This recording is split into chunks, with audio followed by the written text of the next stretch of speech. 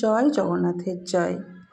প্রথমেই আমি একটু ক্ষমা চেয়ে নিতে চাই সবার কাছ থেকে, কারণ আমি সকালেই একটা পুরী জগন্নাথ ধাম এবং পুরীর বিভিন্ন তথ্য নিয়ে একটা ভিডিও করেছিলাম।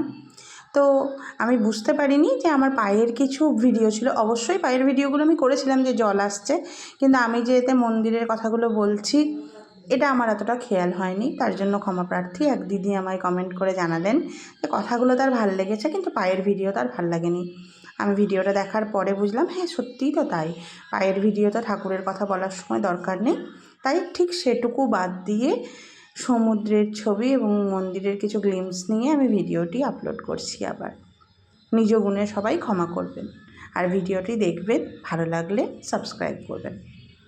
তো প্রথমেই বলি, এটি বঙ্গোপসাগরের একটি বর্ধিত অংশ, এই পুরীর সমুদ্রটি।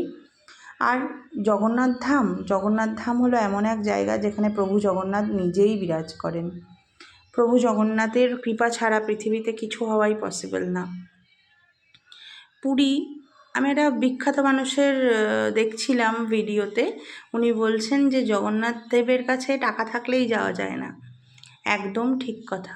জগন্নাথ দেব না ডাকলে তার কাছে পৌঁছানো প্রায় অসম্ভব। এমন অনেক মানুষ আছে যারা অহংকার করে যায়, গিয়ে জগন্নাথ দেব কিন্তু তাকে দর্শন দেন না। এবার আমার ভাগ্য ভালো ছিল, আমার এবং আমার স্বামীর, আমরা গর্ভগৃহ থেকেও ঠাকুরের দর্শন পেয়েছি।